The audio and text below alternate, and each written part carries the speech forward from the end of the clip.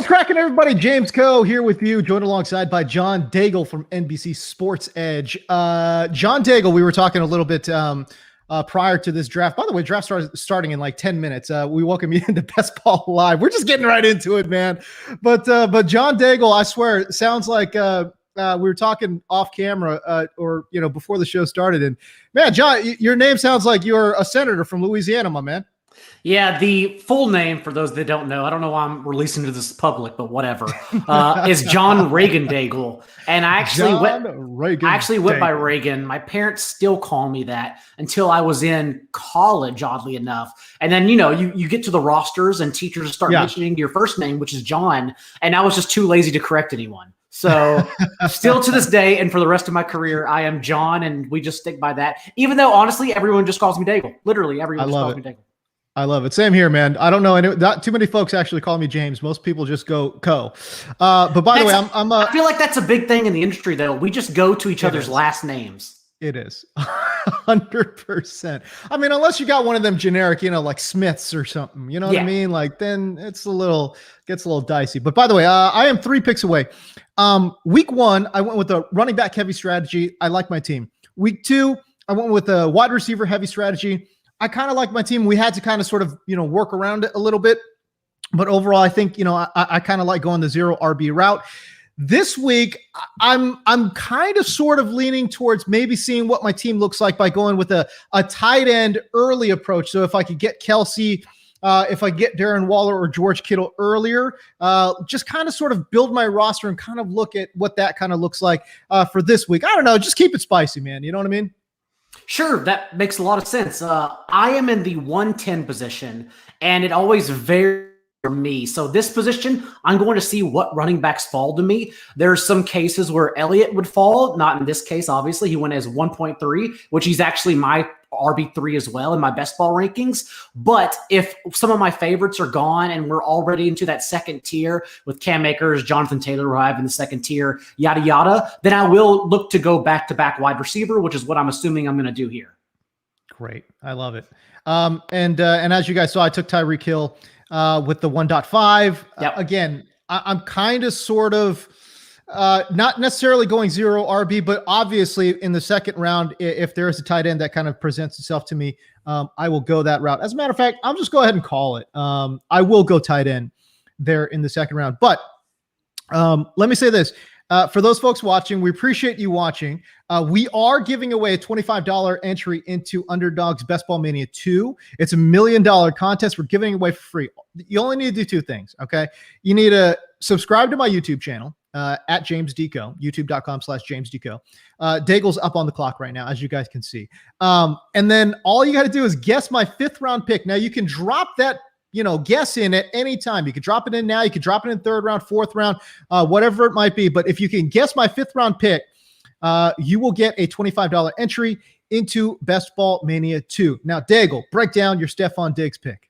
So I look for 2 receivers in this range, and that is Tyreek Hill, who went to you at 1.5, and Stephon Diggs. I understand that usually like the best offenses in the league, naturally they regress the following year. And it's almost as if we are drafting last year's numbers. But at the same time, I do believe that the Bills have meat left on the bone. They had that mid-season crushing blow whenever they had to also deal with the Titans COVID outbreak and thus reschedule their next 3 games, missing John Brown in that time as well, which made their offense less potent. And remember, without John Brown, and I understand we get Sanders and Gabriel Davis in full-time roles here, but without John Brown, Stephon Diggs averaged 12.5 targets per game. So it's almost like he has a ceiling, even in leading the league in receiving yards, that we didn't see last year. And so I'm still quite high on him as my WR2 overall. And then when it comes back to me here, that's where I'm going to see, because I don't mind taking the ADP dip on Devontae Adams, but even in a half PPR,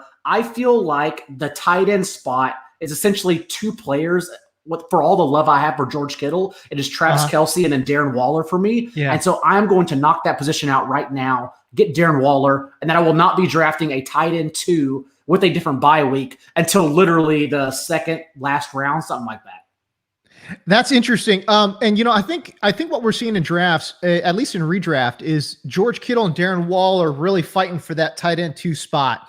I love the fact that, again, you kind of sort of went a little off menu there early in the second round going Darren Waller. Can you talk to me about, your thought-making process there?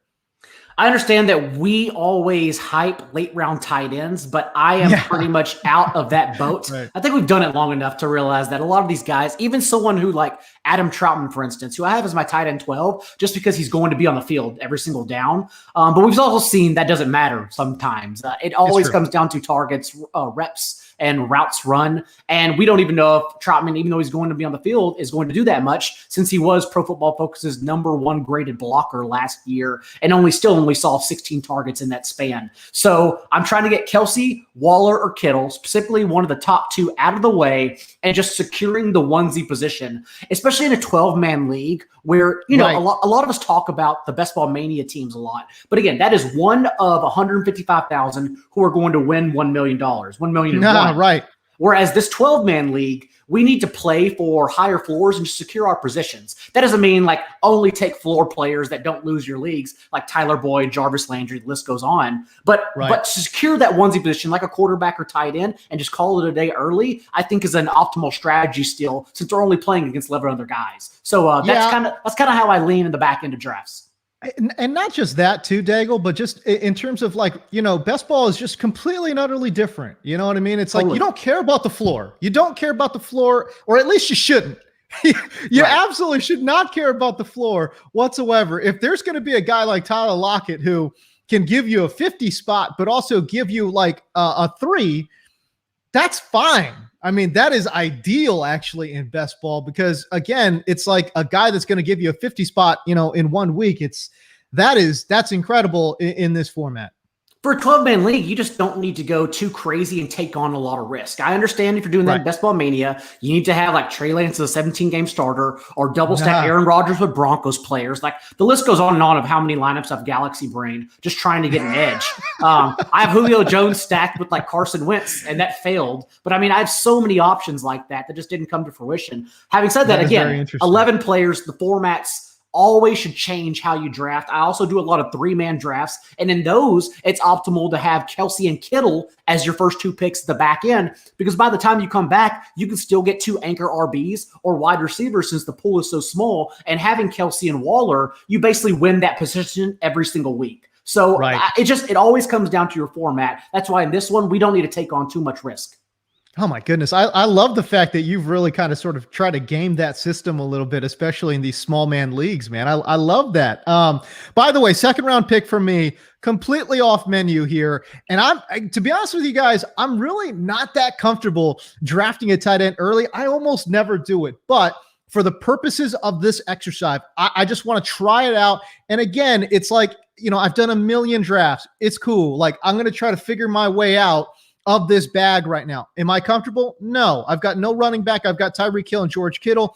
I think it's an explosive start, certainly. And best ball, again, best ball rosters will kind of sort of tend to lean towards that as I'm on the clock here. But now I'm starting to think, okay, how do I kind of want to round out this roster now that I've got Tyreek Hill and I took a tight end premium early? There are guys on the top of this board here, not terribly interested in. Cooper, Carson, not really feeling it, but there is one guy, and that's Terry McLaurin in that Washington offense with Ryan Fitzpatrick, who, if you were looking at a non-name brand wide receiver, and I get it, man. Like, listen, if you play fantasy hardcore, you love Terry McLaurin, yada yada yada. I get that, but there's no one who's going to say he is a top 5 fantasy wide receiver, at least pre-draft, right? But outside of that top 5, who can potentially gain that wide receiver 1 spot? I'm looking at Terry McLaurin playing with Ryan Fitzpatrick. He's going to be the number 1 guy. The offense is going to move. They play in a terrible division, Daigle. And quite frankly, again, in this format, I absolutely love him. I'll overpay. I'll take him in the 3rd round. Let's unmute myself and then I can talk. Washington's offense is going to change just by their offseason shakeups. Alex Smith led the league in rate of passes behind the line of scrimmage last year, whereas Ryan Fitzpatrick led the league in rate of passes at the intermediate level of the field, 10 to 19 yards out. 1 second, I have to make my pick here, and all my starred guys are now gone. That is wonderful. I had Michael Thomas and Amari Cooper start. I was looking at wide receiver. I'm still looking at wide receiver. I will go Allen Robinson in this instance. I'm just making sure here. Yeah, I'll go Allen Robinson. And so Terry McLaurin will be the beneficiary of that. We make fun of Ryan Fitzpatrick. It's easy to dunk on him and just say he's been inconsistent. But the fact is he's actually been consistent. Since 2018, he's been a QB1, so a top 12 finish, in 16 of his last 26 starts, including last year when he was a QB1 in 4 of his 6 starts, was only benched because he was the bridge to Tua Tagovailoa. It was literally nothing against what Fitzpatrick did under center. And so that is why I'm higher on Washington's offense. Having said that, if you were to play devil's advocate and refute his upside as a quote-unquote late-round quarterback, I also can see that as a double-edged sword, because maybe Washington's defense is so much better than what he's ever played with, then he would actually not need to take risks and thus not be launching it downfield, going for 50-50 balls downfield as he usually does. So that would be the one argument against Fitzpatrick. I think it's a strong argument, no doubt about it. But I think we kind of sort of saw this formula, this collection of what Ryan Fitzpatrick is all about last year with Miami, because Miami had a very strong defense too. And even then, they're still firing shots downfield, even with no wide receivers, even with guys that don't get separation, like Devontae Parker. Again, I love him as like if he was like your real life wide receiver too, but he's a guy that does not necessarily get separation. He is a pretty good contested catch guy, but I thought we kind of sort of saw that formula last year with Fitz in Miami. I think we're going to see it again in Washington. And boy, I tell you what, I am very excited, and everyone in fantasy is very excited about what Washington can potentially do on the offensive side of the ball. I also just took DJ Moore, another offense I am actually excited about. DJ Moore has yet to finish inside the top 15 among wide receivers in fantasy points per game. The past 2 years, he's actually quietly 6th in the league in total receiving yards in that span. So he's stacking yards, but basically not getting in the end zone, despite leading the team last year with 10 end zone targets. We know that touchdowns are the most unpredictable statistic for fantasy football, and thus I am just chasing the opportunity metrics and saying DJ Moore will have more touchdowns this year. I am absolutely torn right here with what I want to try to get done. And I'm almost thinking that, running out of time. And you know what? I will go quarterback here. I don't love the pick. Mostly because I was kind of sort of tilted by the fact that Patrick Mahomes went a couple picks before me. But again, I'm trying out a different strategy here. We're going to go running back late. We're going to go 0. It looks like I'm now going officially 0 RB, at least to start off my draft. Tyreek Hill, Terry McLaurin, George Kittle, and now Josh Allen as my 4th round pick. I didn't go into this draft thinking that, but sometimes you got to let that draft board kind of dictate where you go. And to me, Daigle, you hit on it quite a bit. I think Josh Allen could again be the quarterback 1 in 2021. There's absolutely no reason for him not to do it. We know they're going to go spread. They add a guy like Emmanuel Sanders, who I absolutely love, by the way. I think that's a perfect fit for what they want to get done in Buffalo. He can play, all 3 receiver spots. You can line him up wherever you want. And he's just been a high quality player in the NFL as a wide receiver for years on end. And I think him pairing with Stephon Diggs, come on, that's a home run. And everyone talks about whether or not the late round quarterback died. I don't know if it died completely, but I will say I don't think it was an anomaly. It was more of a passing the torch, from my view, of the top 5 quarterbacks just being better players. Not only are the best arms, not only do they have high floors and are with young offensive coordinators who just get the game, literally build the offenses around them, but they're also running the ball now. That's why those top 5 guys and the tier cuts off after that, whether you have Dak or Kyler after that. That's why they outscored like the QB6 by so much. The margin of scoring, in my opinion, was not an error. It's just a changing of the game's philosophy. And so I do believe there's actually some weight into drafting one of those top 5 quarterbacks higher than what is considered optimal.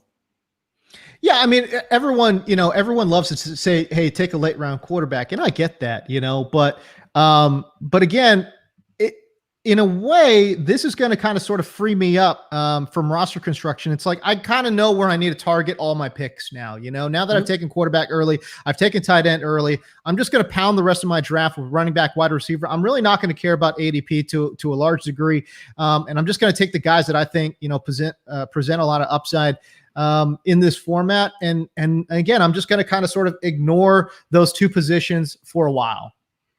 Completely agree. I will have to make a decision here coming up soon too, because I don't have a running back yet either. Still a few guys on my list that I have higher than the industry, so I'm okay with it. But after that, I feel like RB 24, 25 is where the tiers really drop off, because then we just truly do not know. We have no idea. I just said I'm not going to take tight end, and oh, there you go. See, I was looking at Kyle Pitts, and I'm like, can I pass on Kyle Pitts right here? And it would have been such a weird pick because I took George Kittle, but that's okay. And again, I'm just going to pound wide receiver, running back right now. And I'm looking at Kenny Gallaudet. I'll take Kenny Gallaudet. Look, if you guys have followed me, I've said this about Danny Dimes. The man never gets off his first read, never. And I would imagine when you got a guy like Kenny Gallaudet, he will be your first read a lot of times, man. And so for me, I just think he's going to get a ton of targets. We know him as a very good downfield threat. It will surprise some people to know that Danny Dimes actually led the league last year in passer rating on passes of over 20 air yards downfield. I feel like that skill set pairs very nicely with Kenny Gallaudet, and we're talking about guys that can get you a 2 touchdown week per week upside. That's not bad. By the way, that was my 5th round pick. Did anyone pick Kenny Gallaudet for my 5th round pick? I kind of sort of gave it away because I starred him up, but I wonder if anyone actually got that pick, man. I'm looking through the chat. I don't think anyone got it. So you may have to make an executive decision and hold the contest again a few rounds from now. Well, we'll throw it out there right now. We'll go ahead and say the 8th round pick now. Go ahead and go pick my 8th round pick. And if we don't get that, it's real simple. All you got to do after the 8th round, okay, make sure you're subscribed to my YouTube page, okay, at James Koh.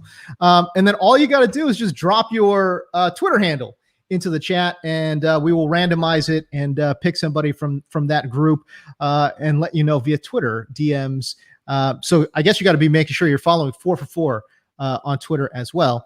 But yeah, we will choose someone that way. Look, I get it. Picking a pick is not always easy, man. So we'll do our best. We're gonna get a winner, man. We're gonna give away this entry into Best Ball Mania. I'm coming up now. I believe I have 2 guys in mind. Who just went? Lamar Jackson just went. We have Dak on the board. I believe I'm going to add a second Panthers receiver and go Robbie Anderson here, who I do think is very undervalued right now. I did not think I'd stumble into both Panthers receivers. But yeah, it goes back to the fact that Joe Brady schemed career highs for 5 different players, one being Teddy Bridgewater's passing yards against, in hindsight, what was the league's toughest passing schedule last year. Much easier schedule, obviously, this upcoming season. And for better or worse, Sam Darnold is going to throw it deep. I don't know what's going to happen when he throws it deep, but he will throw it deep much more often, as he's proven he'll do historically, than Teddy Bridgewater. So yeah, I'm still higher than consensus on the Panthers offense. Which I'm surprised by the way, as I'm up right now. And I really got to make a decision here. And you know what? I guess it's a decision made for me, considering I have no running backs right now, but I will take Trey Sermon. And I actually feel really good about that here, kind of in the back half of round number 6. And I'll explain, because and Chase Claypool, who I had starred up, went right after me. Those were the 2 players I was kind of debating between. But Trey Sermon, great player out of Ohio State, playing in a Kyle Shanahan offense, an offense that has consistently produced big play running backs. He is a big play player himself.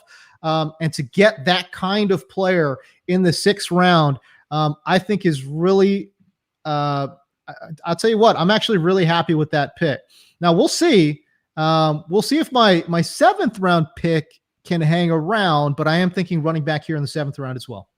And by the way, I know someone tuning in might see us both going 0 RB here and just thinking, oh, like here's some more 0 RB zealots. But I'll tell you, like I am not. I'll be the one to fight against 0 RB if the room doesn't mesh. Always go. I always say if we can remember. And not just we as in on this stream, but like even anyone in the chat, if you can remember quotes from Anchorman or whatever your favorite movie is, you can remember 4 or 5 different draft strategies. It's not hard. And thus you go into your draft with those strategies in mind, and whatever the board lends to you, that is the direction you go. In this case for me, it came down to, I just looked up and I saw Chase Edmonds or Trey Sermon or Robbie Anderson, Tyler Boyd, issues like that. And thus I choose the receiver, who is my wide receiver 5, by the way, over a running back in that situation, getting my first one off the board. So it literally just depends on what the room does, is how I draft.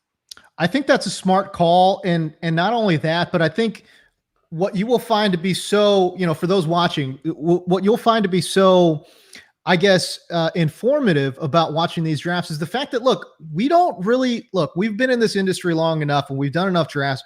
We don't get flustered by how the draft is turning out. I particularly don't want to reach for anybody. So, and by the way, this format is the best for that. You never need to reach for somebody if you don't want to. If there is somebody that you're like, I have to get on my roster, go ahead and overpay. That's fine. But again, just kind of sort of let the draft come to you. And really just don't worry about it. It's again, as Daigle mentioned, you got to come in with multiple strategies. And if that board falls to you in a particular way, you know what strategy you're going with. To step back also and just quick micro analysis, this is common. So it's not just this room. I still think it's kind of crazy. You can get Odell Beckham as your wide receiver 4 in any draft. To think that he's just in reality, a top 5 guy, but also in the 6 full games he played last year, led the Browns in every important receiving metric, whether it be targets, end zone targets, red zone looks, air yards, literally in everything. Rendered Jarvis Landry essentially useless. And yet, because the results weren't there, he only averaged 14.5 fantasy points. Everyone's off of him all of a sudden. We were only 2 years removed from him averaging 19 fantasy points per game with the Giants. And so I'm still, again, all in this year at a discount, really, because we know his ceiling is a top 2, top 3 wide receiver. I've got a decision to make here with 2 running backs. And you're going to say to yourself, well, you just took a San Francisco running back. So obviously you're thinking Damien Harris. And the funny thing is, I'm actually not. I was actually hoping that Mostert was going to fall to me, because the reason I say that is because I just want to capture this San Francisco backfield. I think what we have seen, and it's been proven true through Kyle Shanahan's tenure, that guys are going to get off. Now, both guys might not necessarily get off, but one guy is going to really emerge, and it might be week to week, but it's all good. I don't care. Because in best ball, I just want to capture the San Francisco backfield. That's what I want. That's how much I believe in this offense. That's how much I believe in Kyle Shanahan's offensive scheme and his ability to generate big time plays for his running backs. That's why I was really hoping that Mostert would actually fall to me there. And so back-to-back picks, I know it's very, it's uncommon to see it, but back-to-back picks going Trey Sermon, Raheem Mostert. I agree. Over the past 2 seasons, actually in both of the past 2 seasons, the 49ers backfield as a unit has accumulated the most fantasy points. And unlike weekly line of decisions, which will undoubtedly get headaches with, and best ball, we don't need to make the choice here. I even like Wayne Gallman as a last round pick, knowing that even in his presser, Kyle Shanahan said that our third back led the league in snaps last year. This is just a machination of a unit. There's not a solo guy every week. So totally getting 2 in best ball, especially again, a 12-man room. It's not a tournament. Thus, you are going to get those points weekly. I will say this. Now I'm looking at roster construction now. And there is obviously room for concern here because I've got 3 San Francisco players. Now, when I do redraft, I literally do not care about bye weeks. But in best ball, different story altogether, right? So, right now, week 6, my week 6 bye looms large, and that is something that I will look at, when I'm maybe deciding between a couple of players. Week 7 also I'm sure you've done these drafts so many times. Week 7 is the death week. It's so hard to avoid the landmines in week 7 because so many good fantasy players are on a bye. I went Jalen Hurts there. He is in my second tier. He's my QB7 overall, which you can find on NBCSportsEdge.com, behind Justin Herbert, ahead of Russell Wilson. The issue is that there's a lot baked into his ADP because it's a total risk. He could just be bad. The team has, and by the way, that Damien Harris queue isn't going to last because here I go. No, it's not. Here I go. Sonny Michel. Okay. By all reports on The Athletic, Sonny Michel is going to get cut during training camp. So I'm trying to get ahead of Damien Harris's ADP. Anyways, though, that's great. The Eagles, remember, they have 4 draft picks in the first 2 rounds next year.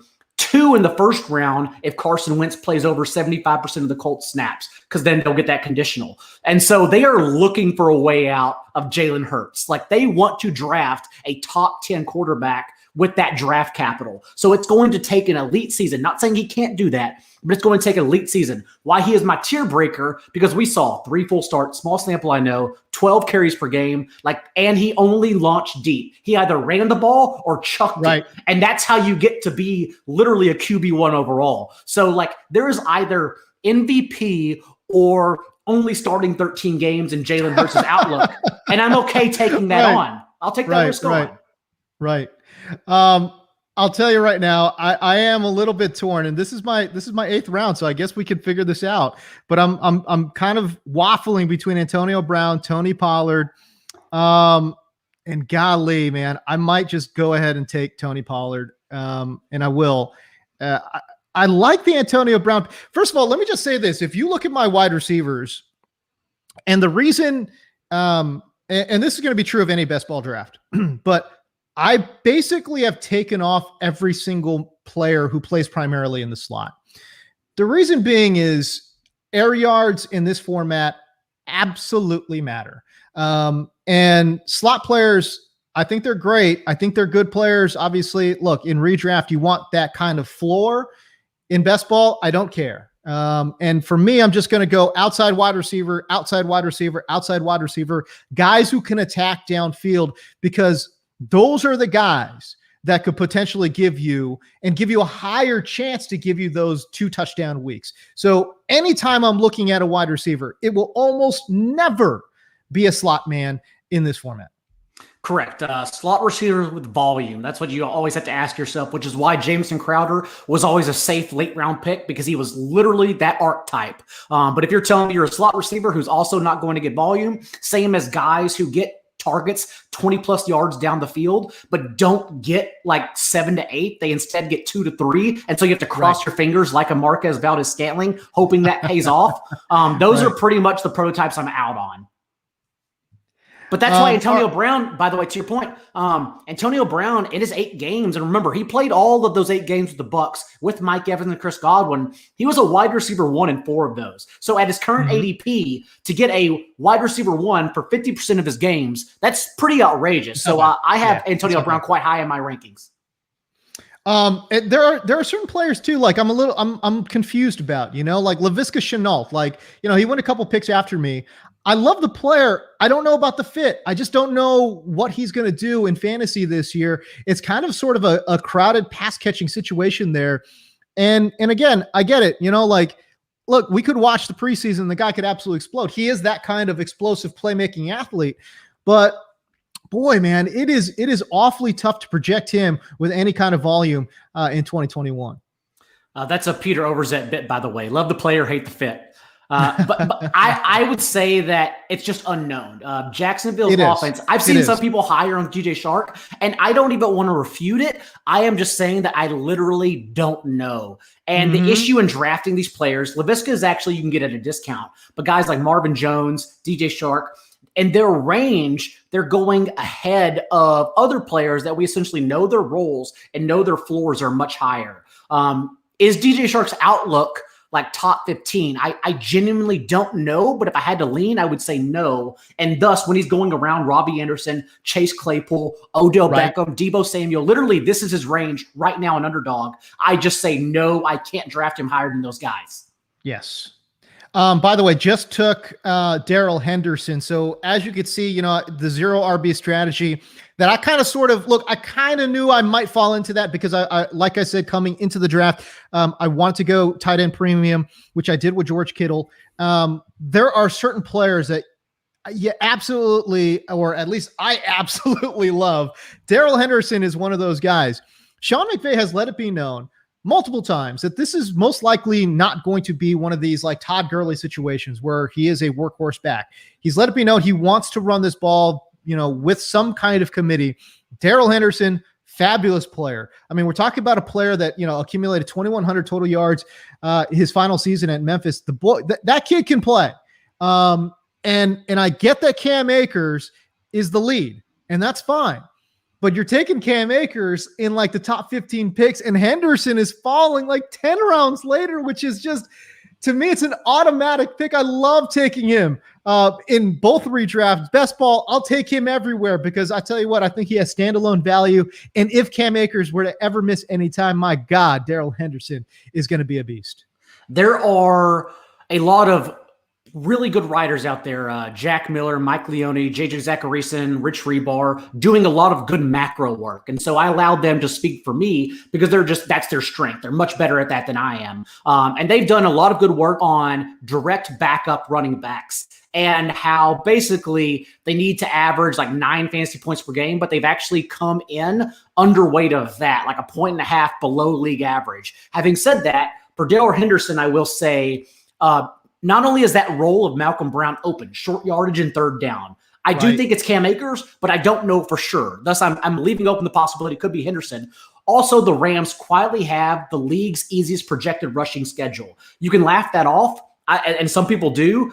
I don't necessarily mean that as they have, like, at the end of the day, definitely the easiest rushing schedule. That just means that we know what they're dealing with, and they're dealing with an easy rushing schedule. So that's how I look at that metric when thinking ahead. And so if anything, if Cam Akers gets hurt, of course, Daryl Henderson is their lone backup, but also there could be a small role for him in a favorable situation. I know I said I was going to kind of sort of, and oh, by the way, we did our 8th round pick. I do wonder if we had any. I think we did actually. Guess Manny Ortega, guess Tony Pollard. Boom, we've got a winner. So there you go. Not bad. Congratulations, Manny Ortega. You just won yourself a $25 free entry into Best Ball Mania. We appreciate you watching. I hope you're subscribed to by the way, I hope you're subscribed to the YouTube channel, pal. We're going to double check on that. But yeah, so there you go. We're 5 picks away now. Oh, Daigle's on the clock. Let's just take a quick peek. Gus Edwards just got taken. That's who I had queued up. So I may literally have to round out receiver here because I don't want – do I want any of those? Not yet. Yeah, I'm going to go one more – actually, I'll probably take 2 more receivers by the end of this draft. So Mecole Hardman is my wide receiver 7. Wide receiver 7. I stacked wide receiver. So that's the zero RB strategy, right? We take from that range. It is. It is 100%. Having said that, I will say if you look at my underdog exposure, Byron Pringle is actually one of my highest rostered players because when Sammy Watkins out from I think it was week 4 through 10 last year, Mecole Hardman did run more routes. But from after the bye, week 10 on, even in the postseason, if we create an island just for those stats, Byron Pringle actually ran more routes than Mecole Hardman. They leaned on him over Hardman. And so I think there's more ambiguity. Thank you. Ambiguity there than we perceive. Having said that, there is no risk. Well, there's a little bit of risk, but there's not much risk for me taking on Hardman as my wide receiver 7 overall. So let me just say this. There are quite a few players here that I am intrigued by. I know I have Josh Allen. But the fact that Ryan Tannehill and his 40 touchdowns from last season is still on the board, oh my goodness, I'm gonna pull that trigger. And again, you could say, well, hey, bye weeks and all those things, and it's a cheap way to kind of talk yourself into that pick. But the bottom line is that's awesome value for a guy that just got Julio Jones, has a good rushing floor, and is truly the last of the potentially great quarterbacks on the board. I mean, I'll just go ahead and show you. This is who's left, right? Like Trevor Lawrence, Trey Lance, Matt Ryan, who's an absolute do not draft in my opinion. Justin Fields, Tua, Kirk Cousins. None of these guys. Ryan Fitzpatrick-Late is somebody that will, pay dividends. But man, Daniel Jones is somebody else. But boy, when you start talking about Daigle, when you start talking about guys that can really put it on and really put up a big number on any given week, Tannehill's the last of that breed when I take a look at the board. I was actually lower on Tannehill by accident.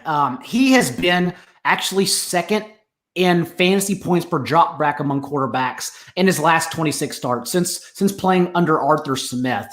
And I had him as my QB 15 when he should have been a low-end QB 1.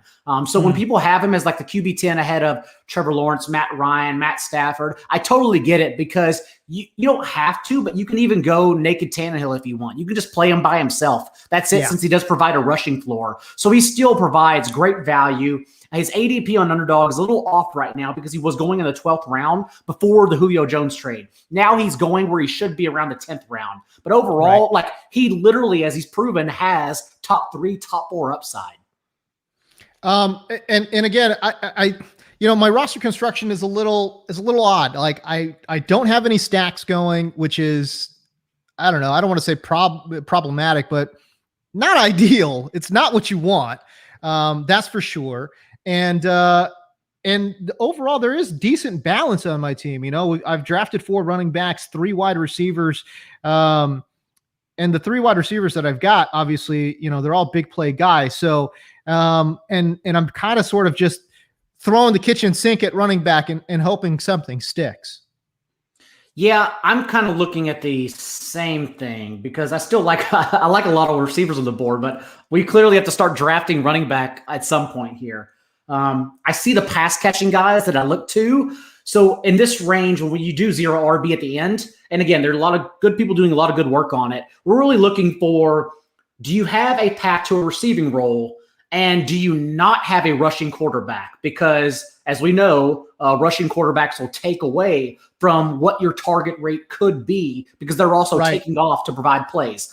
And so that's why some of my favorite late round running backs are James White with Mac Jones under center, who believe, at least after the first month of the season, we'll be playing with him. Gio Bernard playing with Tom Brady. They clearly added him knowing that that role has struggled last year and with Ronald Jones and Leonard Fournette until he became postseason or Lombardi Lenny. And then there's one more I've always been drafting. Let me come back to it. Wayne Gallman's another one. I'll come back to it because we're going to get in that range. Oh, Nyheim Hines. Nyheim Hines is more around this time, but like Nyheim Hines still averaged 9.5 touches per game during that Jonathan Taylor run in the last 6 weeks. So he's still going to provide value, and he's just not going to lose you a best ball league. All right, so we are now 11 picks away from me, but Daigle, you're on deck. What are you thinking here, pal? You've got 7 wide receivers, 1 running back, 1 quarterback, 1 tight end. It is going to be, Fleft is on the clock. I'm not going to say anything right now until he picks, just in case he's here. He took Nyheim Hines. That was my pick. Okay. Now you're scrambling. You're on tilt. Man, there's got to be. I mean, I keep looking at the running backs, and I don't want to make a leap here. I don't need to make a leap there. I'll go ahead and close it out. I'm going to go. This is early, by the way. This is early, really early. I'm going to go and get my stack out of the way in Justin Fields. Okay. I do believe Andy Dalton starts week 1, but Aaron Donald is going to eat Andy Dalton alive, and they're going to have no choice in the second half of week 1 but to put Justin Fields in. And we know how good Justin Fields is, despite how everyone in the NFL had their process wrong and blackballed them and tried to keep them out of the first round. So, and Justin Fields, even on 15 starts, easily has top 10 upside given his rushing floor. So I'm just knocking that out right now, him and Allen Robinson and Darnell Mooney.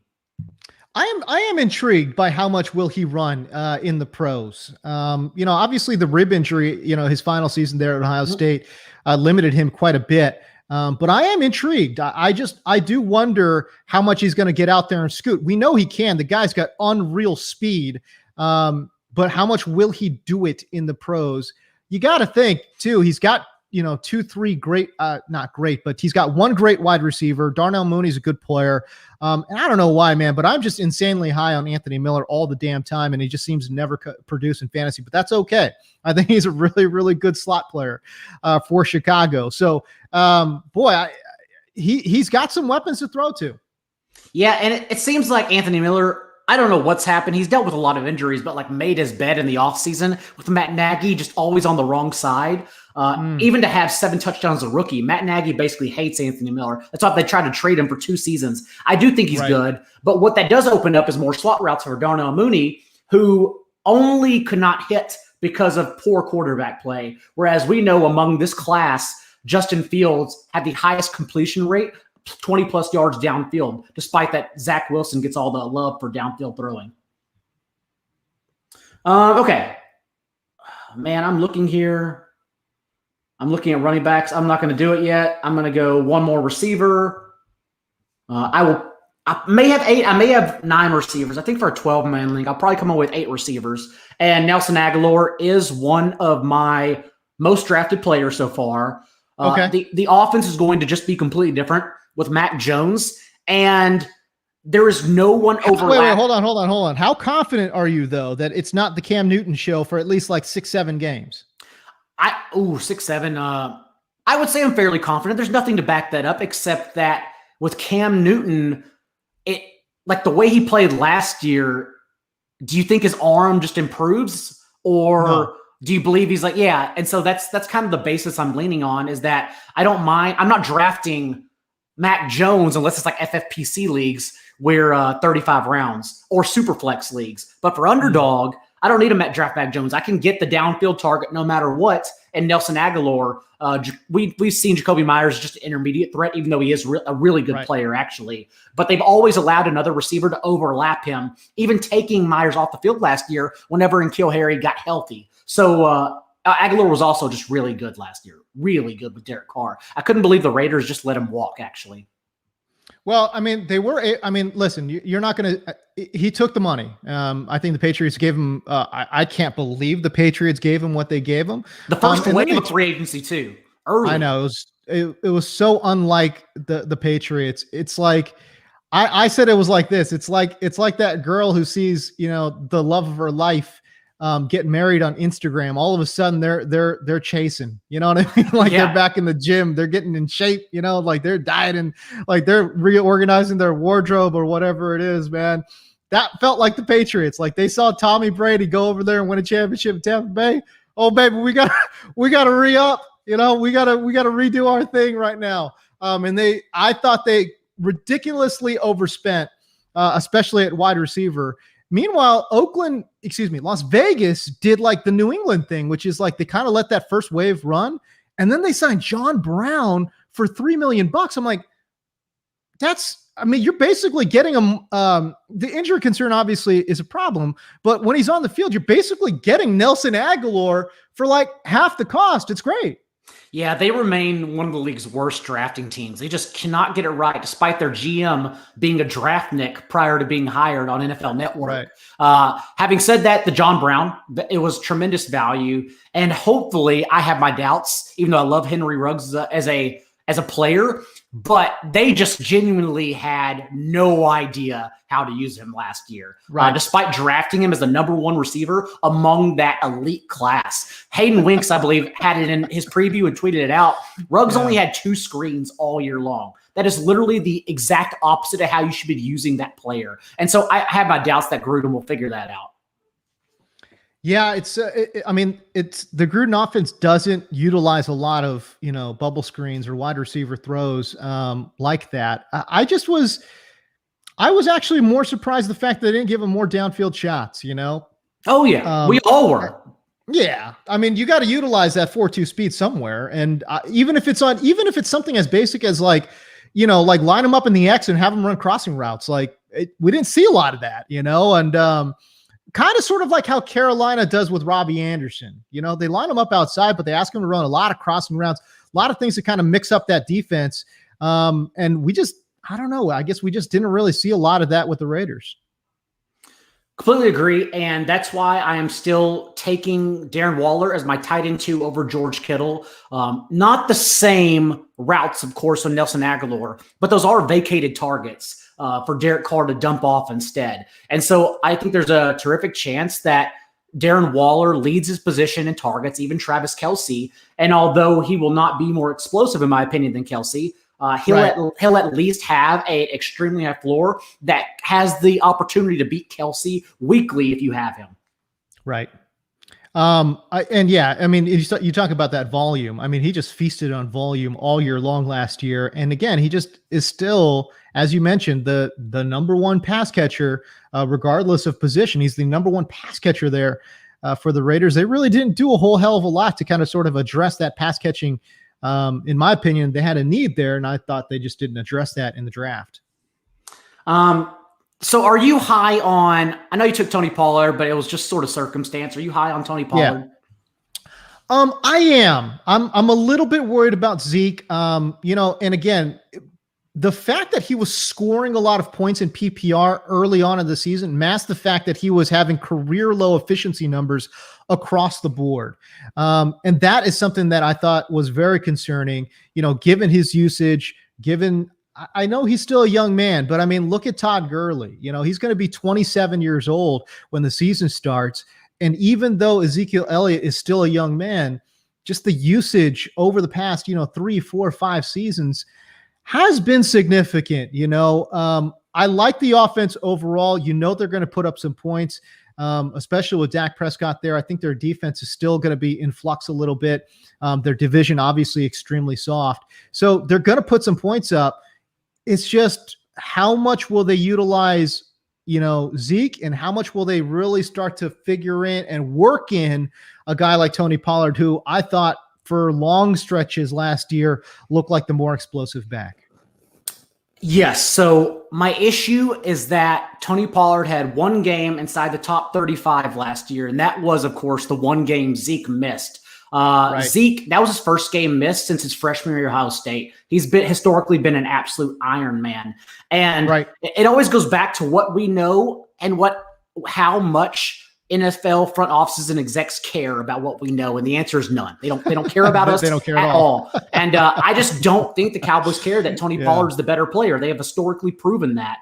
Zeke has showed up apparently very much in shape. And this doesn't go for every player. Like, I understand beat reports say that, he looks great or whatever. Like, by all accounts, Zeke, I believe, was actually the number one player whenever one of the Athletic beat writers came out and wrote about the top 5 guys to shine during OTAs. And then also just the fact that, as you said, he had those usage numbers with Dak Prescott in the first month of the season, including a career high 7.5 targets every single week. They are getting back Tyron Smith, La'el Collins, and Zach Martin, who missed a combined 36 games last year. It's just an offense I want to be on. And I truly do believe Tony Pollard is just a direct backup. Even when his contract ends in 2 years, I don't think they have any interest in re-signing him. There's just not a forward-thinking team. That's not what they do. And they've proven that for 2 decades now. So I am all, and that's why I'm all in on Zeke as my 1.03. And I will be underweight on Tony Pollard for better or worse. And it could easily come back to haunt me. And I hope not, because everyone that listens to me, I'm suggesting it as well. And I'd much rather everyone else win money than myself, because that means I'm doing my job right. But I will be underweight, unfortunately, on Tony Pollard. And I have to make a pick here, by the way. I do think that makes sense, by the way. So, again, I think Tony Pollard, from an upside perspective, best case scenario, right? Best case scenario. We're talking about a guy who has standalone value in PPR as like a third down pass catching type option. Maybe he works in, maybe he plays, I don't know, best case scenario, 35% of the snaps. But as John mentioned, what's the worst case scenario? Straight backup, right? Like, Zeke plays, 85 to 90% of the snaps. He gets all of the running back targets. And the only way you ever see Tony Pollard on the field is through an injury. That's the worst case scenario. So I will kind of sort of, I guess, kind of sort of play it in between. And I'm not I'm with you, Daigle. I don't know what the usage is going to be, but boy, he looked pretty good last year. Oh no, there's no denying. Like Tony Pollard is actually the better back than Zeke. But again, I always go back to NFL offices don't care. The Cowboys don't care. They've proven that. And the notes from OTAs are that Pollard is being used more as a receiver. One in OTAs, like every running back is used as a receiver, except Patriots running backs. But also there were a ton of injuries to the Cowboys wide receiver corps, which is why they use Pollard. They even wrote that he's here out of necessity. Like they don't have more receivers to use right now. And so I put water on that notion that he's going to be more of a receiving back. They just, again, 7.5 touches per game and those 15 contests behind Zeke. It's just not enough to garner the ADP that he has. No, you're right. And I'm on an island. I'm in the minority. So like everyone could be wrong or right. And I could be wrong easily. I've been wrong several times before. No big deal. I think it all comes down to what we saw on the field. And as you mentioned, you're not saying that Tony Pollard didn't look like the better back. Right. Now, I don't necessarily, I don't even know if I would go so far as to say he's clearly the better back than Zeke, because I still love what Zeke can do. From a blocking perspective, what he can do, in protection and in between the tackles. But boy, they would be remiss, and they're working with the coach, unfortunately, Mike McCarthy, that he's set in his ways, man. Like, it don't matter, like it didn't matter that, like, you look at Aaron Jones and you're like, guy, like this guy needs more snaps. He needs more touches. He needs more everything. Not going to do it. And that's Mike McCarthy. You know what I mean? So I don't have a ton of faith that Tony Pollard's going to get that work, but I will say this. I mentioned the usage. There is a strong, I hate talking about injuries, man, but like with somebody like Zeke, you have to at least bring it up. The fact that there is a strong possibility that he does miss some time. I get it that he was an absolute workhorse. He's been an Iron Man, but those streaks come to an end. And especially at that particular position, we see guys like Zeke fall off a cliff. It's not a gradual decline. It is an absolute cliff dive. And I don't know if it's going to be this year for Tony Pollard. Maybe it's next. Maybe it's in a couple years. But boy, the usage rate for Zeke has been unbelievable. But who the real poster boy of that is Derrick Henry. Like Derrick Henry, if you include the postseason, has 827 touches the past 2 years. And he is the anomaly player that it just wouldn't matter for. But if it does, it's going to come back in a big way, which is why, especially in tournaments, I don't know if his floor is worth having in 12-man leagues like this. Maybe if you go strictly zero RB like we did. But in tournaments, I'm leaving Darrington Evans as a last-round pick every single time just in case. I don't love a ton of my options here. Obviously, we're getting late, and I guess I'm running out of time talking here, but I'll take my backup tight end, Gerald Everett, who signed in Seattle. First of all, I don't understand why he didn't get more touches and more opportunities there in LA. I thought he was the more well-rounded tight end of him and Tyler Higbee, but again, I guess, people disagree because Higbee can make plays downfield, which I get. But I really like the signing there in Seattle for Gerald Everett. And by the way, there's no competition, at least in my mind, for tight end targets. I believe that's how much I believe in Gerald Everett. He's a good athlete. He's a good run blocker. I think he's going to stay on the field quite a bit in Seattle, and I think he's going to get some opportunities. If it helps, Everett might as well be Rebar's poster child. He loves Everett, especially in the middle round of tight ends. Yeah. I believe he also tweeted Russell Wilson has been top 2 in end zone targets in 4 consecutive seasons. So hopefully those are the kind of targets he also gets. Plus, we just don't know what Shane Waldron's offense will be. By the way, I usually go 2 tight ends or 3 tight ends or 3 quarterbacks, never 3 of both. In this case, all of my quarterbacks have risks so far. And so I'm just going to take one more to make sure I have a weekly starter here. And all of them have different bye weeks. And Hurts is a guy you can play by himself since he has the rushing floor, whereas I have double stacks with both Fields and Darnold. So that's what I'm going to leave it at 3 quarterbacks, and I will only have 2 tight ends in this league. My roster construction right now, I just took a look at my bye, and I know I talked about this earlier, and I should have been keeping a closer eye on it, but I've got 2 running backs with bye weeks in week 6, and then 2 more running backs with bye weeks in week 7. That's not good. That is not good drafting, guys. Please don't do that. Don't be like me and draft like this. That's not great. I mean, obviously, I love the players for all the reasons I had listed before, but not an ideal way to construct your roster at the running back position. Right, and you, like me, you grab 2 players from the same backfield. The 49ers. I have James White and Damien Harris. So we basically need to squeeze 5 running backs here instead of 9 wide receivers. That's kind of, I adjust the build as I move on the fly here. All right. So I will be looking, kind of sort of to round out my roster here with the running backs a bit here back into my draft at last few picks. And there's going to be some guys, that you are looking at just straight handcuffs. And I know we had talked about Darrington Evans there in Tennessee, the usage rate. I mean, we're talking, as you mentioned, 800 plus targets or touches for Derrick Henry. And I get it, man. He's a superhuman. He is. It's like if aliens came down and looked at me and Derrick Henry and said, okay, which one of you is a human? And they said, oh, Derrick Henry is a human. And they're like, okay, well, what's this guy? And they're like, oh, this guy's a human. It's like, no, he's not, because what are you talking about? They're not the same thing. Derrick Henry is Superman. And I get that, but my God, we have so much information about touches and its correlation to injuries, especially at the running back position.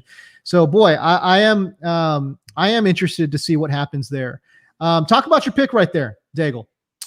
So Kenny Gainwell, again, we're looking for running backs with a pass catching role, and ideally not a rushing quarterback. That is not the case with Jalen Hurts, but with Gainwell, I believe he will have the third down role. It has been made very clear from practices, whether it be running backs coach, offensive coordinator, or just Sirianni himself, that they're going to do a committee approach. My worst fear, and I think may happen, is Miles Sanders is the between the 20s guys. So those empty calorie carries that really don't get you fantasy points. There you go. Whereas Gainwell, we know, like, he's the one who kept Antonio Gibson benched as Memphis' running back. Like, Gainwell is a stud, particularly at wide receiver. So I think he'll be the third down option there.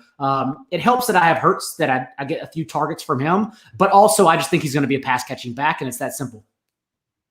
All right, so we're down to it here. Not too many picks left for your boy.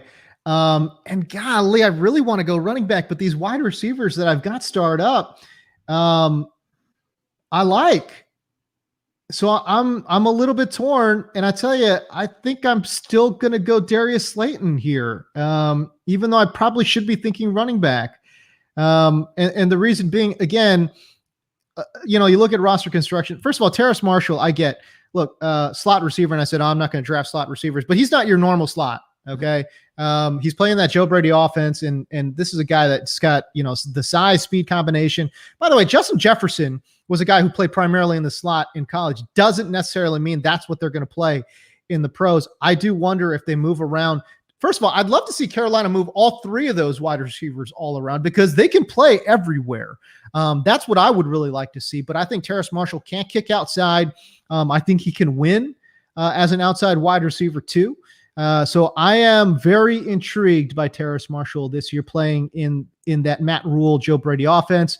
I picked Emmanuel Sanders. Again, love affair for him. I just think he's just a consummate professional.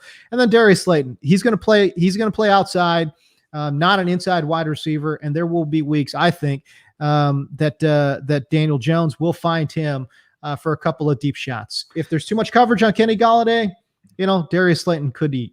I don't think people understand how good Terrace Marshall is. He had a first-round grade, only fell to the second round because of his medical flags, which he's since been cleared from since the draft.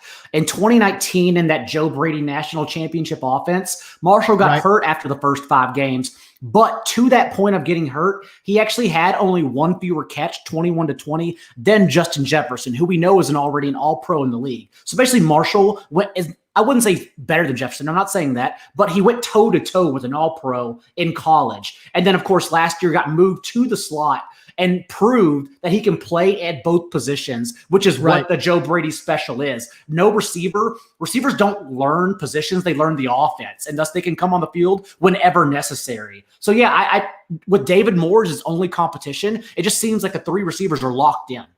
Yeah, totally agree. All right, so we are we're 4 picks away. I actually clicked out of the lobby for a second there, but anyways, we're 4 picks away. And my last 2 picks, again, I think I kind of sort of unfortunately the way I drafted my team, I kind of sort of am built into going running back here. So we'll see. Yeah, same for me. I'm actually only going to be able to get one more running back because I have to have a tight end with a different bye week than Darren Waller. And again, to let everyone know that, especially for 12-man leagues, like roster construction is actually so much more important than the players you pick. You can have positive ROI just by getting your roster right. So just pay attention to bye weeks. Stacking, of course, is great, but you can do it. You can focus on that less. Like I know for tournaments, I have weeks 15 through 17 and week 17 stacks in mind, just in case I get lucky enough to get there, because like a lot can change, but at least I set myself up for success in the championship of best ball week if I get lucky enough to get there. And so I usually stack with week 17 games in mind, like Bills against the Falcons, Bengals against the Chiefs, Cowboys against the Cardinals, Rams against the Ravens, high scoring games, I assume, like that. But for 12-man leagues, I don't have to galaxy brain it that much. I can take a seat back. I can drink some Mai Tais, maybe get a few stacks sprinkled in, but I don't have to worry about all the correlation. All right, so here we are. We're down to our last couple picks here. I took Darrington Evans. Kind of sort of happy he fell to me that late, and that's fine. Again, it's kind of sort of I don't know. Look, you're in the 17th round. Do I love the pick? Not really. We're in the 17th round. I'm just kind of sort of filling out my roster at this point, but he does present obviously some upside if there were ever to be, we're hoping not, an injury to Derrick Henry. I do think though, and the reason I'm kind of sort of blah about the pick is because I do think though that if there were something to happen to Derrick Henry, it's not like it's a static situation. It's always fluid. That's why you see veteran running backs kind of sort of get picked up, later in the season. So, if there's an injury, is it Evans's role? As we sit here today on June 17th? Yeah, sure. But that sort of is always going to be fluid. But again, we're kind of sort of so deep in your best ball draft. We're in round 17. It's a risk worth taking, certainly. Absolutely. I'm just going to go ahead and good grief. I probably waited too long for a second tight end. Even he's never start over Darren Waller, but that's some ugly names. It would have been Chris Herndon usually, but all reports out of Jets OTAs are that Chris Herndon and Denzel Mims are basically with the second string every single practice. Tyler Kroft is playing over Chris Herndon, and so I have to limit my risk here and just assume that is correct. I'm going to go Damien Williams right now.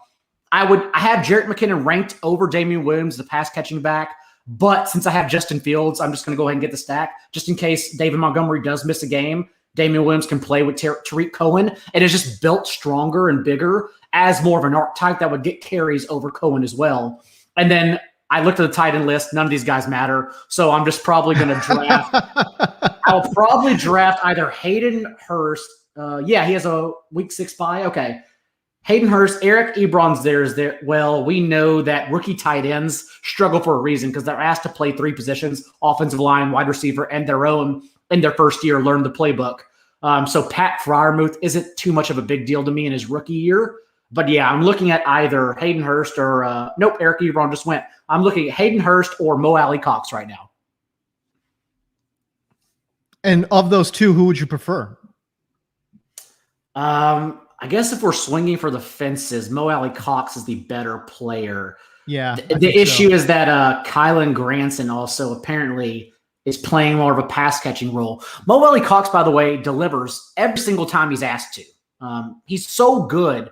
And they even haven't re-signed Trey Burton, but it doesn't look like they care about that. So again, it's what the coaching staff does. It's not my opinion of the player.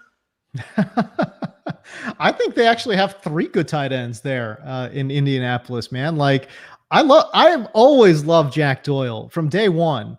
I just think he's a reliable player. Injuries have obviously sapped a lot of what he can get done. Mo Alley Cox, obviously a good player. And then for what they want to get done too, I think Trey Burton is an intriguing player too. Jack Doyle, we make fun of those tight ends who are pontoon boats who catch the ball and fall down, like Austin Hooper, Jason Witten throughout his career, Zach Ertz, but they are efficient, like especially the tight end position where we know you just need to be on the field. Nothing else matters. Just be on the field. We'll draft you as the tight end 6 overall. Who cares? So those guys are important. That's why I think it's interesting if Zach Ertz goes to Indianapolis, for example, or the Bills. He won't be explosive, but he'll provide value at his current ADP. Yeah, sure. No doubt. I'm going to go Hayden Hurst, by the way. Okay, there you go. He'll be on the field. Arthur Smith, of course, led the league in multi-tight end sets last year. Hurst field, it could result in nothing, but I have Darren Waller, so whatever. By the way, Olamide Zaccheaus went a pick before you. He is such an interesting player to me because with the Julio Jones trade, opens up a lot of outside targets. Now, what happened last year was when Julio Jones got injured, it was Calvin Ridley kicking to the X, and it was actually Zaccheaus who kicked onto the outside flanker spot. So he doesn't play a whole lot of his snaps in the slot. And I wonder, they really can't because of their salary cap situation. They really can't address bringing in a veteran, wide receiver. So I actually think Zaccheaus is going to be a starter in 3 wide receiver sets for Atlanta. And again, when we're talking about guys that could potentially get downfield for you, has those outside, characteristics, Zaccheaus is actually not a bad play, especially in the 18th round. All right, so I'm down to my last pick here. And I kind of need running back.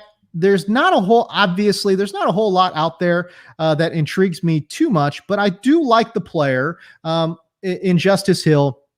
I get it. Third in line, we're going to see more Gus Edwards than we are Justice Hill.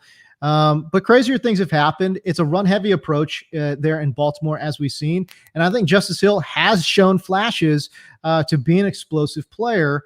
Will they find ways to manufacture touches for him? Probably not. He probably is going to rely on an injury to get those opportunities. But again, running back, a very fragile position, certainly can happen. Yeah, that's totally fine. Again, it's your last running back. It's okay. There was another player. Oh, I was going to talk about Russell Gage really quickly because his ADP rose following the Julio Jones trade, obviously, but it was strictly an opportunity rise. Like Russell Gage's talent does not move the needle. He averaged 8.5 targets without Julio Jones last year in those 7 games, but only averaged 10 fantasy points because that's the type of special team player he is. So rather than paying the premium for him, then it wouldn't make sense to just grab Zaccheaus, who we don't know his ceiling, but we do know his yards after the catch and that he's a splashy type of player. So he could actually outperform on 2 or 3 fewer targets per game. So him as a last round pick, absolutely okay with that. It's just a name. I know, if you're not like super duper in tune with it, it's kind of like, oh, well, who cares about Olamide Zaccheaus? It's just like, well, you got to understand, he played about 80% of his snaps outside last year. So again, I'm just looking at the roster construction. I don't see another guy on, in terms of a wide receiver that Atlanta can really kind of sort of plug and play as an outside flanker. So he knows he's been there. They obviously are going to have a new head coach, a new offense coordinator, a new playbook. A lot of things can change, certainly. But if we're going off of what we saw with usage last year, Zaccheaus is at least an interesting player. And again, last round pick, you're kind of sort of taking flyers. Who the hell knows what happens. All right, so there's your draft. Let's take a look at the full draft here and kind of sort of, Daigle kind of sort of break down what you liked, what you didn't like, and kind of go from there. So my running backs really are the issue here, and maybe I should have taken one a little earlier as the anchor. That's the strategy I prefer when available, is one strong RB. Like you can do this easily if you have Christian McCaffrey or Dalvin Cook to start, and then you don't draft another running back for quite a while and still end up with 4 or 5. But I think my roster construction, I got it right. And 3 quarterbacks, since all have a little bit of risk baked into them, but double stacking 2 of them playing the high rushing floor one solo, naked by himself, still grabbing 8 strong receivers. And then again, in a vacuum, like I have Jerick McKinnon. This goes to a lot of situations, not just at the end of draft, but I have Jerick McKinnon ranked over Damien Williams, except I would obviously get more points and benefit more if David Montgomery's out since I have Justin Fields. So that's why I went Damien Williams over McKinnon. So you're just always trying to make your lineup, especially in the 12-team league, make more sense since there is no need to bake in a lot of risk here. And tight end, of course, like I said, I prefer to try and win the onesie position with Kelsey or Waller at the end of the first round and then run it back and grab your second tight end who probably is meaningless anyhow, even though I waited too long with your second option with a different bye week. So overall, I think the roster construction was more or less correct, and hopefully everyone learned a lot of player takeaways along the way. Daigle, what in terms of your strategy, it was an extreme version of zero RB. A lot of people, kind of modify zero RB, excuse me, to their tastes and to their risk management tastes, really, is really what it comes down to. You had no problems waiting till what round did you even get your first running back in? Was it round 9, 10? Damien Harris was, and by the way, this is not usually how I draft. I just go with what the board gives me. Round 8. And Damien Harris. Yeah. Was your first running back. So that was, and again, this is more of an extreme version, at least in my opinion, of going zero RB. And yet you still ended up with, guys like with Damien Harris, JD McKissic, James White. What are you hoping for when that running back position kind of, presents itself in this way for your roster? I'm hoping I get Well, first of all, I'm hoping I get a strong running back to start, which I did not, because I like the other players over the running backs available at that time. Once like Zeke or Aaron Jones goes off, I start rethinking my strategy altogether. But with these running backs, again, I'm just looking for pass-catching running backs.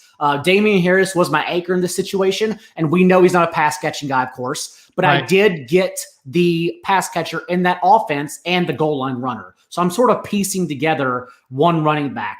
The issue here, of course, and I noticed while drafting too, is that if I'm going 4 or 5 running backs and at least two of them, because there's 3 that have the same bye week, then that 5th one, I also need to make sure I don't overlap because I need 2 starters. So I actually have to get to week 14 now and depend on only J.D. McKissic and Damien Williams for better or worse.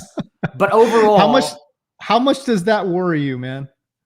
Well, I'm more of the person you say as he says and not as he does, because as you saw while drafting, like there's no shake voice in me. Like I've played too much DFS poker betting in my life. Like nothing phases me at all. I meditate. It's just like there's nothing that's going to shake me at all. So whenever I see Kenny Gainwell's my RB1, it's like, yeah, sure, whatever. Like life is too short to live with Kenny Gainwell's your RB5. Who cares? Sure. But yeah, really the motive here is just like once I saw how I was drafting, it's like, okay, strictly pass-catching RBs. And these guys, along with Wayne Gallman, Gio Bernard, Jerick McKinnon as well, are like, and Tevin Coleman, those are like my zero RB guys I look for because I know they have a path to opportunity in that particular role, if not starting the year in that role. All right. So when you take a look at what I got done here, and again, I was drafting out of the 5th spot, kind of middle of the road here. I didn't necessarily, think about going zero RB and kind of went that way, at least in the first 5 rounds. Again, you talk about appetite for risk, it's like once round 5 kind of got around, I kind of know what's left on the board in terms of running backs, and you kind of sort of need to snatch up those guys. At least if you want somebody that you feel relatively confident is going to have some standalone value in addition to injury upside.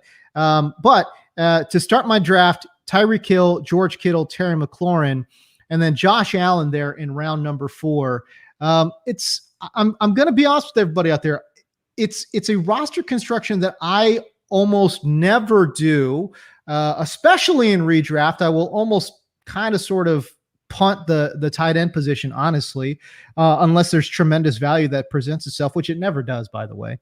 I'm always like, golly, I hope George Kittle falls to like the 4th round. He never does, Anyways, Daigle, your thoughts on my roster here? Again, I went, wide receiver. I took 3 wide receivers off the top, had a tight end and a quarterback mixed in there. No running backs until round number 6. And then I kind of sort of hammered that position as the draft wore on. I would have gone, you have 6 RBs, correct? Yes. Okay. I think I would have been comfortable with 5, assuming off the top of my head that only. Oh, actually, I actually went 7 RBs. Okay. And now when I look at that, I realize that's not ideal.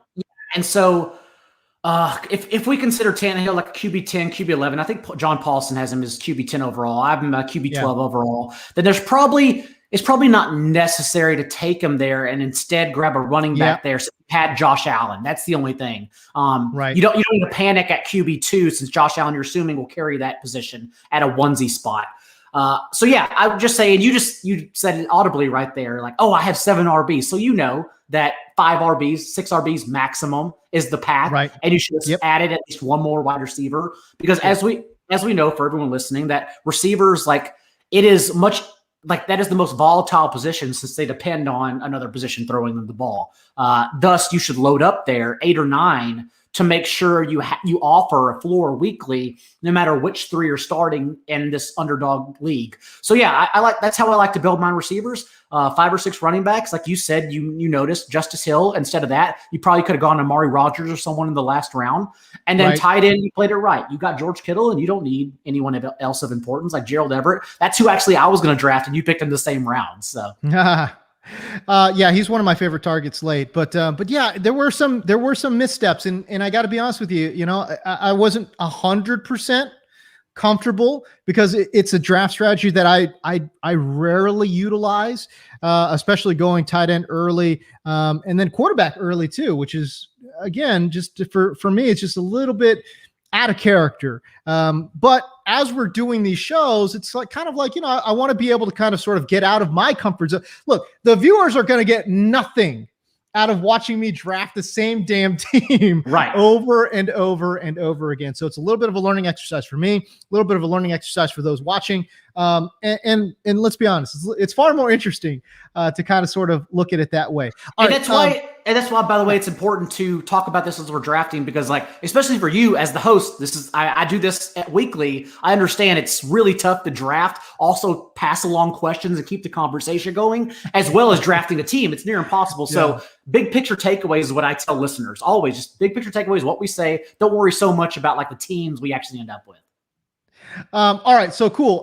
Let's take a look, Daigle, at some of these other rosters here. Is there any other roster when you take a look at the draft board that maybe kind of jumps out to you and where you're like, okay, either there was a really big misstep or maybe you're thinking, hey man, this guy did really well. Individually, I like how Ronan started at the very top. Ronan. Okay, I like how he started at the very top. Especially the players he has.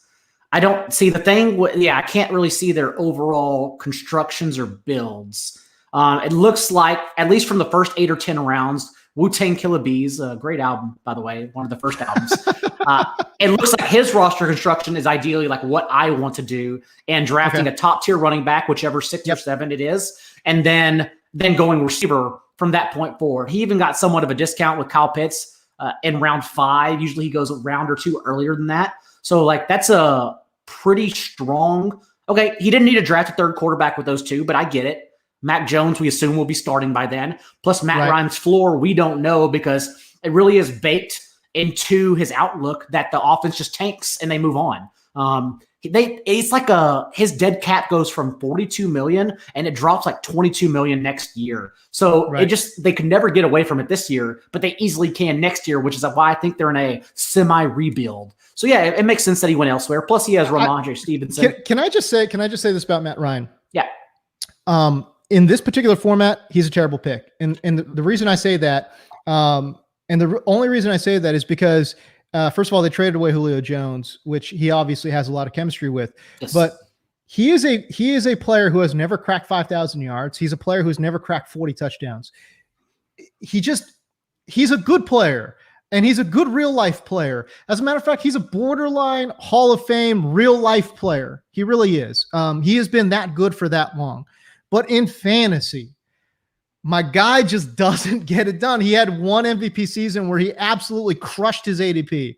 Every other year, he's never outperformed ADP. So I don't know. To me, him going in as a top 12 quarterback, it's a no-go for me. Like, he'll never give you that upside. And I guess I just don't buy it. I mean, I guess you could say, well, in this format, I'm just hoping he has one of those 3 touchdown weeks. Those are so few and far between.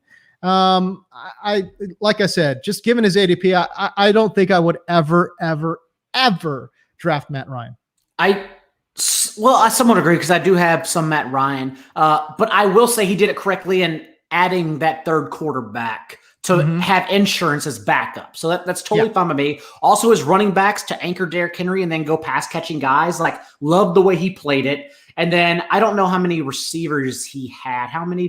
I don't even need to see the names. It's just the fact that, what is that? 8? I believe it's 8. Yeah. And then 2 tight ends. I'm assuming different bye weeks, hopefully. Yep. He knew what he was doing. He absolutely knew what he was doing. So I just like the overall roster construction of that build. I will say this. I look at, what is this? The Nachos, and how they built their team.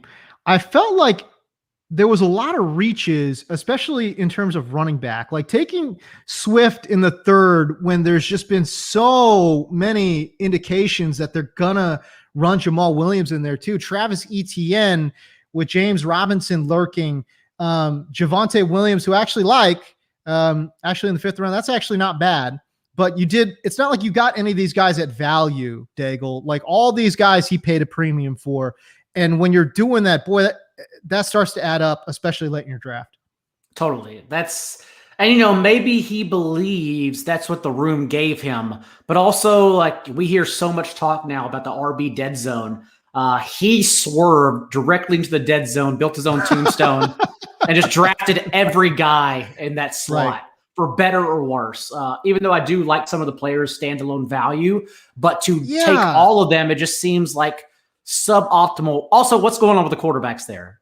Hold on here. Hold on. What's happening here? Oh, yeah. Kirk Cousins, Jameis Winston, Deshaun Watson, 2 of those guys legit might not play. And the other one may not make it through the year as a starter. Right. That's a tough one. It's funny to me too, when people say, oh, Jameis Winston's got 5,000 yards in him. Different system, different players. He doesn't got these 2 just like fabulous wide receivers running routes out there, right? Like, he's got Michael Thomas. And by the way, what Michael Thomas does, which is a great in-breaking, route running type of guy, Jameis has been absolutely unbelievably bad at throwing in-breaking routes. So I don't know, man. Like, Jameis Winston may not finish the year as the starter. Deshaun Watson may never play a snap. Now, obviously, he took him super, super, super late, which I like. And that's fine. I don't fault you for that. But boy, you would like a better quarterback than Kirk Cousins. You know what I'm saying? Yeah, I'm in on Michael Thomas, by the way, but the overall Saints offense, I don't know how it will shake out. I just know that Michael Thomas is too good a player to simply go out there and run slants, and that's the only way he's successful. I don't believe that at all. And then also Taysom Hill in his 4 starts, Michael Thomas had a 33% target share, so it's just fine if Taysom Hill goes under center. So Thomas is really, and Kamara, of course, at a lesser extent, because I do think there's reason to plug Kamara in at the bottom of tier 1. Because we don't know how his targets will shake out, since Taysom Hill basically ignored him last year. Right. Yeah, but like, Thomas is the one. Those are really the only 2 players I'm buying into. You take, again, the running backs. It's just tough. He didn't get value for any of these guys, and all these guys come with huge question marks. Other than Dalvin Cook, who we love. But again, you know what? Can I also say this about Dalvin Cook? Okay, it's a new offensive coordinator, and I get it. It was last year's offensive coordinator's son, so you're thinking they're going to run the exact same scheme, but sometimes that stuff matters. And boy, talk about a guy who has an extensive injury history as well. Dalvin Cook is that guy. Wide receivers. I hate picking on this guy's team, but just man, it's tough. Like Devontae Smith, I think could be a good real life player, but golly, that's a lot of risk in a bad offense. Laviska Shenault, a lot of risk. This is a lot of risk players. He grabbed the backup receivers of every team. It's tough. AJ Brown's a beast. That's great. But, what else are we looking at? Devontae Parker, he could be like the 1A or he could be like the 1B, maybe. It's tough. I will say AJ Brown's ADP. It's just fine. Yeah, that's good. No, he was my wide receiver 3 overall before the Julio trade, and he just bumped down for me to wide receiver 6. And I am, especially in tournaments, taking the discount because there's still a risk in Julio Jones. Every team would have swapped a second-round pick if Julio Jones was not a risk. And the moment Julio Jones, if he gets injured or whatever, AJ Brown goes right back into being a top 3 overall player, not just receiver. Right. Because we know if he ever got 140 targets, his ceiling would be through the absolute roof. So I'm just fine taking discounts on AJ Brown everywhere. Yeah, no doubt about it. I love the pick too. I don't think you can go wrong because he's just, come on. He's like, he's like in his prime Dez, yes. Like he's just that much of an animal out there. So that's great.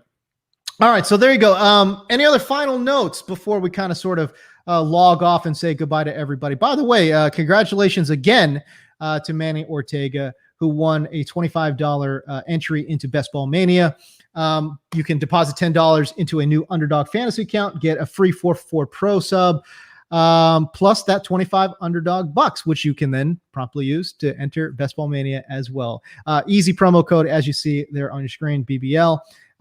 This is just an unbelievable bargain that you're getting. When you deposit $10, you're getting a 4-for-4 sub. Like what? How does that work? It's amazing. Why aren't you not doing that? Anyways, so there you go. Any final thoughts, Daigle? Not so much. Just pay attention again to big picture takeaways and roster construction. Always know your format. For tournaments, for the Best Ball Mania, it's completely different. You have to make sure your stacking and correlations, all your ducks are in a row, going down even to week 17, like I mentioned earlier. So just pay attention. But for 12-man leagues, I would suggest play more of them, honestly, because that's where your ROI comes in. You're not gonna. I hate to break the news to you. You're not going to win $1 million. So you have to get that money somehow. So play more 3-man and 12-man leagues. That's what I do year round. Perfect. I love it. By the way, you could follow him on Twitter at @JDaigle. And we appreciate your time. Of course, you should be following 4for4 for the best fantasy football information as well. If you want to follow me on Twitter, that's great. But my big thing, please follow me on YouTube. I've got some content coming out. We've got content coming out every week. It's great. At James D. Koh there on YouTube. All right. So for John Daigle, I'm James Koh. We'll see you.